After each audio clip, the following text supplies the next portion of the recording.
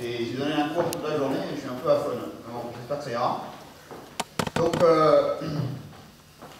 on m'a demandé de préparer cette présentation sans me donner de sujet, donc j'avais cru comprendre que c'est un peu ma vie, mon œuvre, donc je vais vous faire ça rapidement. Et je vais vous parler de 3 sujets qui me tiennent à cœur, par ailleurs, qui sont un petit peu les opportunités du temps présent, et 3 en particulier. Vous parler un peu de mon expérience d'expatriation et de ce qu'on appelle la globalisation, mon expérience de me mettre à mon compte, de créer mon entreprise, et enfin ce que j'appelle la 4e révolution. Alors il y a des révolutions qui ont beaucoup de numéros, mais je vais vous expliquer ce que moi j'entends par la 4e révolution. Donc mon évolution professionnelle et géographique depuis 91, et à la date où j'ai quitté le lycée Hoche. J'étais au lycée Hoche depuis la 3e, auparavant. J'ai fait donc Polytechnique et la formation au corps des mines, donc ça a duré 6 ans. Ensuite, j'ai fait l'autorité de sûreté nucléaire, qui est une autorité étatique qui contrôle tous les exploitants nucléaires. J'ai fait quelques mois comme directeur adjoint du cabinet du ministre de l'écologie. Et ensuite, je suis parti dans le privé pour m'occuper de grands projets. Donc je vais vous montrer un petit peu tout ça. Alors quand j'ai préparé la présentation, je me suis aperçu que les appareils photo numériques ont dû être inventés quelque part au milieu. Parce que j'ai eu beaucoup de mal à trouver des photos de la première phase avant vers 2002. D'autant que il doit probablement en avoir, mais ils sont quelque part dans un garde-meuble en France. Donc j'ai fait quelques recherches archéologiques, mais j'ai pas trouvé tout ce que je voulais. Première chose que je voulais vous montrer, c'est parce que je voudrais mettre un petit peu le thème de la présentation sur mon expérience d'expatriation. C'est là où j'ai habité à l'étranger, dans ma vie depuis que j'étais au lycée. Et pour faire ça, j'ai choisi un fond de carte qui est peut-être pas très conventionnel en France, mais qui montre que tout le monde ne pense pas que l'Europe est au milieu. Et c'est typiquement le genre de carte qu'on utilise en Asie. Donc la Chine, c'est l'empire du milieu, comme on sait, et donc l'Europe, c'est quelque part au bord à gauche. Et donc voilà un petit peu les endroits où j'ai vécu. Donc j'ai pris des endroits où je suis resté au moins quelques semaines pour habiter. J'ai fait un certain nombre de continents. Donc 3 mois en Californie, 1 an au Chili, 1 an à Hambourg, 1 mois et demi à Dakar, c'est pendant mon service militaire. Et puis récemment, 4 ans à Kuala Lumpur et 3 ans à Singapour. Et comme j'avais commencé à m'amuser, je me suis aussi amusé à mettre les endroits où je suis allé professionnellement. Bon, je ne vous fais pas là où je suis allé pour les vacances. Mais bon, comme vous pouvez le voir, je suis allé à un certain nombre d'endroits quand même. Vous voyez que je suis un petit peu intéressé par les voyages. Donc ça a commencé comme ça. J'ai fini par trouver cette photo-là quand même. Donc ça c'était Polytechnique, puis après je suis allé dans la mine. Donc au corps des mines, aujourd'hui on ne fait pas beaucoup de mines, mais de temps en temps quand même on y descend. À l'époque il y avait encore Gardanne qui était ouvert, c'était une mine de charbon. Et donc la promotion était descendue dans la mine. Pendant cette première période où j'étais à l'école, j'ai quand même pas mal passé de temps à l'étranger, donc en fait sur 6 ans j'ai passé 2 ans et demi à l'étranger. J'ai fait 1 mois et demi à Dakar en service militaire, j'ai passé 1 mois en Espagne pour faire mon stage ouvrier à monter des Renault. J'ai pas pu voir une Twingo pendant quelques années après. J'ai passé 3 mois en stage de fin d'études à l'University of California à Davis en Californie. Et puis dans le corps des mines, en fait, ce qu'ils font, c'est qu'ils envoient 2 ans en entreprise.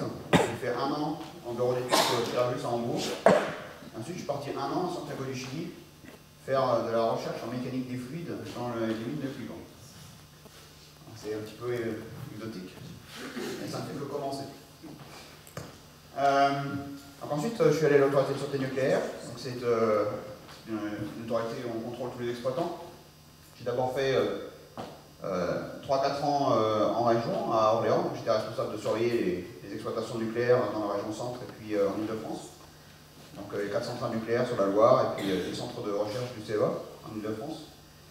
Et ensuite, je suis allé à Paris m'occuper de couvrir globalement tous les sujets dont personne ne veut s'occuper, c'est-à-dire les installations de démantèlement, la recherche, les déchets et les sites pollués.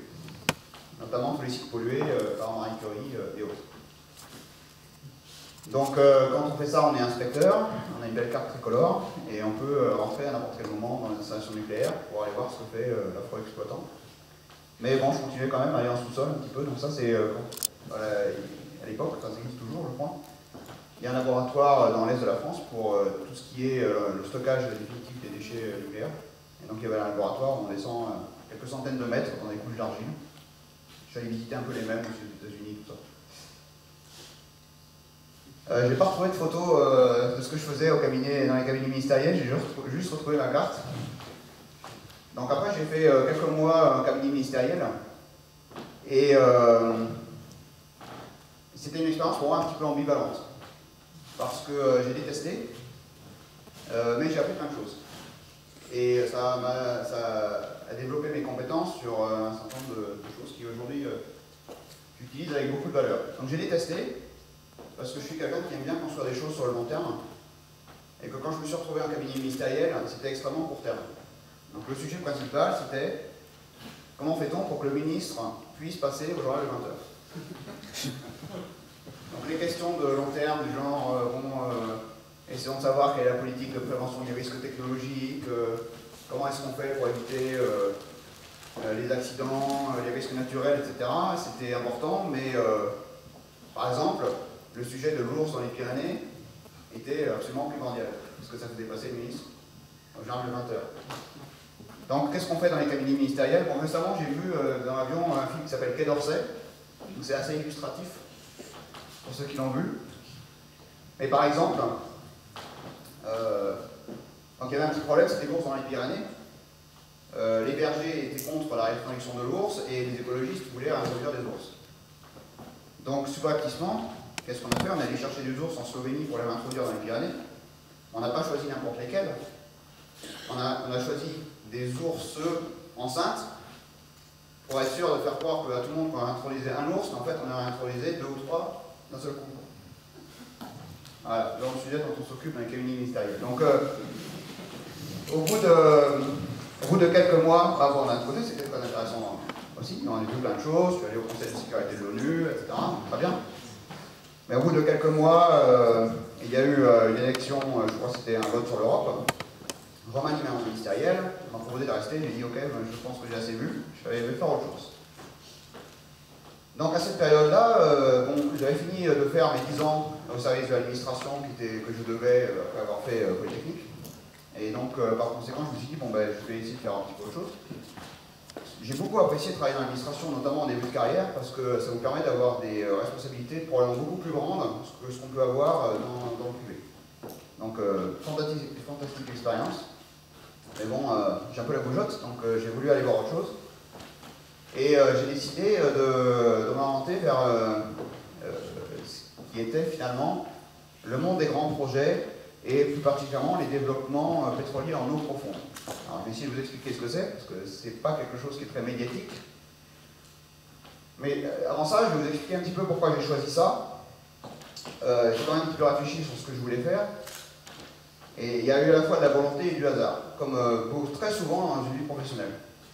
Donc la part de volonté, ça a été de dire, bon, est-ce que j'ai envie d'aller plus vers une industrie manufacturière, ou est-ce que j'ai envie plus d'aller sur l'industrie de projet? Donc j'allais rencontrer plein de gens qui travaillaient dans les différents types d'industries, et j'ai décidé que, peut-être au vu de mon caractère aventurier, il valait mieux pour moi d'aller dans le projet. Donc après, dans les projets, il y a plein de types de projets.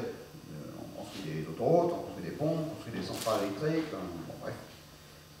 Donc là, c'était un peu plus de hasard, c'est-à-dire que bon, je suis allé voir un certain nombre de boîtes, et puis finalement, je suis tombé dans la construction en mer.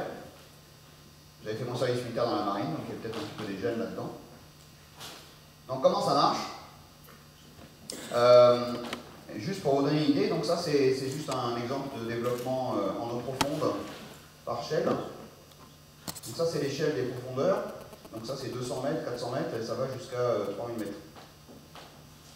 Le projet auquel j'ai participé récemment en Malaisie, c'est celui-ci, où il s'agissait de développer un champ par 1200 mètres de profondeur. Donc 1200 mètres de profondeur, ça ne dit pas grand-chose.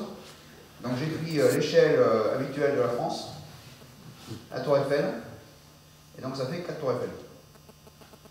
Donc il s'agit de construire une structure qui fait 4 tours Eiffel de haut, avec un truc qui flotte au-dessus, et un certain nombre de tuyaux qui font 1200 mètres de haut, plus ensuite poser tout un certain nombre de tuyauteries et d'appareils sur le fond de la mer par la même profondeur. Donc technologiquement, ce sont des projets qui sont assez intéressants.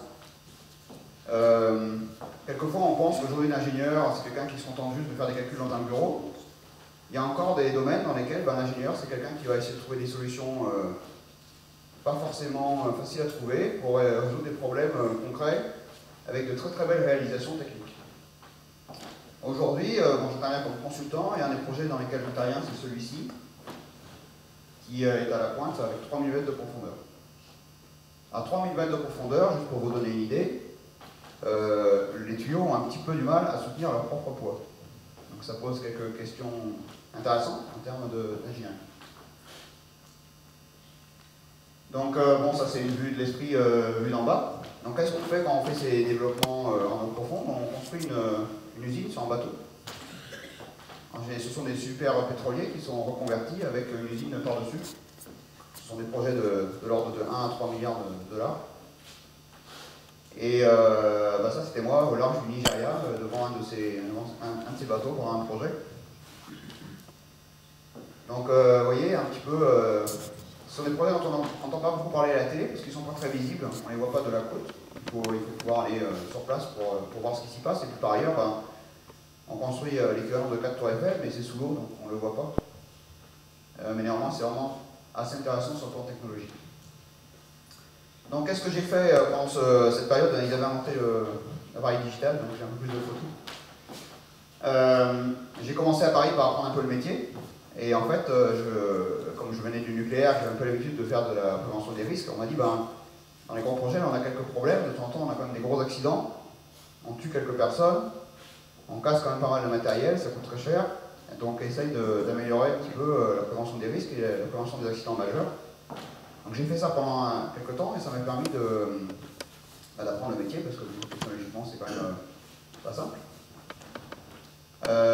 Et donc à l'époque, depuis Paris, c'était les projets en Afrique de l'Ouest. J'ai pas mal voyagé en Afrique de l'Ouest, visité des pays très sympathiques, touristiquement recommandés comme le Nigeria ou l'Angola. L'Angola, on ne peut pas y aller comme touriste, donc ça c'est résolu. Dès le départ, on avait un projet familial avec mon épouse qui était aussi de partir en expatriation. On avait annoncé la couleur dès le départ. Mais bon, j'ai quand même quelques limites. C'est-à-dire, par exemple, l'expatriation en Afrique de l'Ouest avec des enfants jeunes, c'est pas vraiment possible. Il y a des problèmes de malaria, il y a des problèmes sanitaires, etc. Donc, il fallait quand même que ce soit une destination qui soit raisonnable. Et il s'est trouvé une occasion qui était de partir à Kuala Lumpur. J'ai l'air d'être un globe trotteur qui connaît le monde entier, mais alors je peux vous avouer que le jour où on m'a parlé de Kuala Lumpur, j'ai fait discrètement que j'ai cherché un atlas pour savoir où c'était. Donc c'est près de l'équateur, donc c'est chaud, et c'est en Asie. Voilà, c'est à peu près ce que je savais quand je suis parti. Et ce qui était assez intéressant, c'est qu'il s'agissait de monter une joint venture, c'est-à-dire une entreprise détenue à 50% par la société pour laquelle je travaillais et à 50% par un partenaire local. Donc c'est pas comme quand on part en expatriation pour une société française, par exemple, à 100%. Là, c'était vraiment, on partait dans une situation où il fallait monter à partir de rien. Une société détenue à 50% par la société pour laquelle je travaillais, mais aussi 50% par un partenaire local qui se trouvait faire partie de la communauté musulmane. Donc un petit peu un choc culturel. Et ce qui était à la fois difficile mais fantastique, c'est que quand je suis arrivé, il y avait un grand espace vide. On s'est retrouvé à quelques-uns, et en 2 ans, on est passé de ça à 500 personnes et 500 millions de chiffre d'affaires en dollars. Donc il a fallu monter toute l'infrastructure, les processus, être certifié ISO 9000, etc. Donc c'est très dur, mais c'est très intéressant. En fait, ils ont monté cette entité parce qu'il s'agissait d'exécuter un grand projet pour Shell, qui était le développement d'un champ pétrolier au large de Bornéo, encore un peu exotique. Il y a une partie de Bornéo qui est en Malaisie. Et donc, une fois que le projet a été sanctionné, j'ai travaillé sur ce projet pendant 3 ans. Ensuite, j'ai été rapatrié, donc là j'étais toujours dans ma joint venture à Kuala Lumpur. Et ensuite, j'ai été rapatrié dans la maison mère, qui entre-temps avait fusionné avec une autre boîte, donc c'était devenu beaucoup plus gros. Et c'était beaucoup moins drôle. Parce que pendant 4 ans, j'étais dans ma société à Kuala Lumpur, en gros, je pouvais faire ce que je voulais, à condition que je démontre que c'était rentable, que ça apportait quelque chose. Et soudainement, je me suis retrouvé dans une bureaucratie basée à Singapour, où on m'a dit, bon voilà, on t'explique le coup, les procédures sont écrites à Londres, et toi t'appliques. Donc j'ai tenu 6 mois. En plus, ils m'avaient fait venir parce qu'ils pensaient avoir des gros projets dans la région qui ne se sont pas matérialisés. Et enfin, ils ont dit au bout d'un an, bon bah là ça marche pas, donc il va falloir t'envoyer ailleurs. Je venais juste de redéménager la famille, donc un certain nombre de raisons, plus le fait que je commençais à avoir envie d'avoir mon indépendance. Et donc j'ai créé ma propre société de conseil à Singapour, tout début 2012. Et donc j'ai fait ça depuis ce moment-là. Enfin bon, comme j'ai essayé de vous l'expliquer, déjà à ce moment-là, j'étais pas entrepreneur au départ, entre 2007 et 2011, mais on faisait des trucs un peu sympas, développer des trucs qui n'existaient pas, tout ça, donc ça a commencé à venir. Alors évidemment, quand on se retrouve avec un partenaire musulman, on se retrouve à faire des cours dans des contextes culturels un peu différents de ceux dont on a l'habitude. Genre par exemple faire la pause pour être sûr que les gens puissent aller prier. Il faut gérer aussi le ramadan. Faire des travaux pendant le ramadan, c'est un peu compliqué. Et il y a un autre aspect aussi dont on n'a pas forcément, ou plus forcément l'habitude en France, c'est le capitalisme familial. La société partenaire avec laquelle on travaillait en Malaisie était détenue par une famille. Le monsieur là qui est à côté de moi, c'est le propriétaire. Et bon, il était venu visiter. Quand on fait ce genre de travaux en mer, on construit des bateaux, parce que des bateaux spécialisés. Donc ça, c'était le bateau spécialisé qu'on avait construit pour l'occasion. Donc il était venu visiter le bateau et j'étais là pour l'accueillir et tout, mais il me dit ouais, c'est pas la peine de m'accueillir, c'est mon bateau. On n'a pas vraiment l'habitude de ça, quoi. Les PDG en général, c'est pas leur truc, quoi. C'est le PDG d'une boîte, mais ça leur appartient pas en propre. Aujourd'hui, j'ai un gros client à Singapour, dans un domaine un peu différent, ou connexe. C'est pareil, c'est quelqu'un qui a mon âge, qui est le patron. C'est de la famille, c'est son père qui a créé la boîte il y a 20 ans, dans un bureau, ils étaient 2. Il y a 10 ans, ils ont acheté leur premier bateau. Aujourd'hui, le gars est milliardaire, bon, au moins multimillionnaire. Et c'est intéressant de voir ce dynamisme en Asie qu'à mon avis, on a un petit peu perdu en France. Il y a quelques exemples, mais il y en a vraiment beaucoup en Asie. Bon, un petit peu d'aventure quand même, parce que en fait, quand on fait des grands projets, on reste quand même pas tout le temps au bureau. Donc, à gauche, c'est moi en train de remettre un prix à un travailleur sur une plage à Bornéo.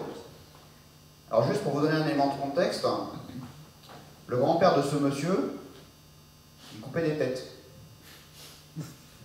À l'époque, les Iban à Bornéo, c'est une tribu de Bornéo, pour montrer qu'on devenait un homme, vous savez, il y a certaines tribus, il faut aller tuer un tigre ou quoi, bah, eux, leur truc, c'était d'aller couper la tête d'un gars de la tribu d'à côté. Quand on visite dans la jungle ce qu'ils appellent les long houses, qui sont des grandes maisons communes où ils vivent, avec au milieu il y a un foyer commun, il y a toujours les crânes qui pendouillent au-dessus du foyer commun. Donc on essaye de ne pas trop créer de mouvement social, quoi. Par ailleurs, bon, ça c'était le bureau parce que c'était un chantier, donc on n'avait pas autre chose. Les algécos, tout ça, on ne connaît pas. Et puis à droite, je me suis amusé à vous mettre la photo de moi pendant une formation de sécurité offshore. Donc pour aller travailler en mer, il faut faire un certain nombre de formations. Et ça, c'est une formation de survie en mer. Et vous avez peut-être vu ça à la télé. Quand on fait cette formation de survie en mer, quand on va en mer, souvent on prend un hélicoptère. Donc il y a une formation de survie à un crash d'un hélicoptère en mer. Donc on vous met sur un siège dans une cabine, au-dessus de la piscine, parce que la formation est dans une piscine. On lâche la cabine, on la retourne, et là il faut sortir.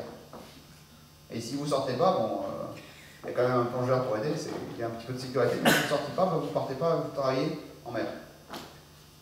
Alors bon, c'est assez drôle pour quelqu'un comme moi, je sais à peu près bien nager, je me sens pas trop mal sous l'eau, bien que quand on retourne, vous essayerez un jour, mais quand on vous retourne dans une cabine d'hélicoptère sous l'eau, vous êtes un peu désorienté. On ne sait plus trop où est le haut, le bas, etc. Mais les musulmans en particulier, les musulmans n'ont pas tendance à apprendre à nager, c'est un pays musulman. Et les gens, il faut qu'ils travaillent. Et donc pendant ces stages, il y a plein de gens qui ne savaient pas nager.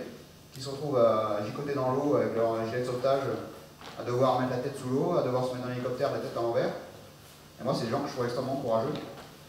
Donc voilà le genre de choses qu'on voit dans le monde des grands projets. Bon, au bout d'un certain temps, j'ai aussi décidé de revenir à l'école.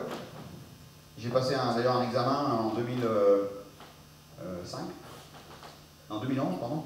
J'ai passé un examen en 2011 et je me suis retrouvé un peu bête avec un papier vierge et un crayon. À devoir répondre à des questions, ça faisait très longtemps que je n'avais pas fait ça. Mais donc j'ai décidé de devenir coach certifié.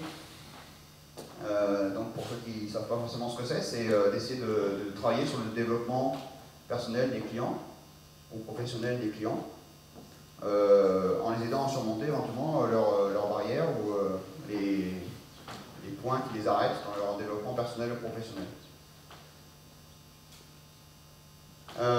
Et puis bon, ce que j'ai mis aussi, c'est qu'en fait, informellement, je commençais à faire facilitateur depuis un certain temps. Et donc finalement, je me trouvais à faciliter un certain nombre de réunions, un certain nombre de séminaires, assez naturellement. Et donc à un moment, l'idée m'est venue, pourquoi je ne ferais pas ça un peu plus professionnellement, plutôt que de le faire en plus de reste. Et donc j'ai créé ma société de consulting à Singapour. Je travaille sur des grands projets. Donc le focus de la société, c'est vraiment les grands projets. Et je travaille globalement. Donc je passe ma vie dans l'avion. J'essaye pas trop, mais je passe un peu ma vie dans l'avion. Je vais créer une société en France, à Nice, cet été, dans le cadre d'une expansion de la société. J'ai un contrat et je recrute quelqu'un, je le mets à Nice. J'espère pouvoir ouvrir aussi autre chose quelque part aux États-Unis bientôt. Par contre, je n'ai pas encore trouvé la recette miracle pour grossir très vite. Donc, pour l'instant, on est deux, bientôt on va être trois. Mais on y travaille. On a quelques idées. J'ai mis ici mon transparent. Je suis désolé, je cherche un peu mes mots, parce que d'habitude, je présente en anglais. Donc, mon transparent, présentation de la société. Juste pour vous montrer un petit peu ce qu'on fait. Donc, ce que je fais pour les clients, c'est que je ne prends pas des responsabilités opérationnelles, parce que ça nécessiterait d'être plein temps sous des projets. Par contre, je travaille à temps partiel et je travaille avec eux à améliorer leur processus et leur système. Et par ailleurs, je fais aussi du coaching pour les aider à mieux travailler en équipe, parce que le fait de bien travailler en équipe, c'est important dans un projet. Et souvent, c'est un petit peu difficile parce qu'on a des gens de plein de nationalités différentes, qui viennent de plein d'origines différentes. Et si on se retrouve tout à coup à devoir délivrer en 2 ans un projet d'1 milliard $, il faut que ça arrive à marcher en termes d'équipe. Et ça demande pas mal de travail en termes de facilitation, en termes de séminaires, en termes de compréhension, de gestion un petit peu des conflits, etc. Donc je fais aussi ça en termes de coaching. Alors, j'ai remis ce transparent-là pour vous parler un peu de la famille quand même, parce que là je vous ai parlé de ma vie professionnelle. Donc je suis marié avec une Française depuis 2001. On a 3 enfants. Ils ont 11, 9 et 7 ans. Ils sont tous nés en France, mais la dernière a commencé son expatriation, elle avait 6 mois, donc je suis pas bien sûr qu'elle s'en rappelle. Et les autres aussi, ils s'en rappellent pas trop. Donc voilà, quelques photos, dernières vacances. Donc, vous voyez, ils sont un peu analytiques des fois. Et c'est pour moi une question, c'est comment est-ce qu'ils vont être influencés par cette vie qu'ils ont eue en Asie. Je pense qu'ils vont probablement avoir un esprit assez international, ils sont bilingues en anglais, ils sont en train de travailler leur chinois. Parce qu'ils prennent chinois en langue étrangère quand ils arrivent en 6e. Qu'est-ce que ça va changer? Est-ce que je vais me retrouver avec des enfants aux 4 coins de la planète, enfin au moins 3 coins de la planète? Est-ce qu'ils vont se revenir en France? Difficile à dire. Bon, ils sont dans le système éducatif français. Donc je sais qu'au moins une partie des études supérieures, il va probablement falloir qu'ils reviennent en France à un moment. Mais après, ils ont une expérience internationale, ils n'ont jamais vécu en France. Donc voilà, c'est une grande question, on va voir. Bon, pour ceux qui sont intéressés, l'éléphant c'est en Thaïlande et l'autre photo c'est la baie d'Along, au Vietnam. Voilà, bon, maintenant je voudrais passer un petit peu, pour avoir fait ma vie, mon œuvre, parler un petit peu des 3 sujets que je voulais aborder avec vous. Vous parler un peu de l'expatriation et de mon retour d'expérience sur l'expatriation. Vous parler un petit peu de cette transition. J'ai quand même commencé comme fonctionnaire.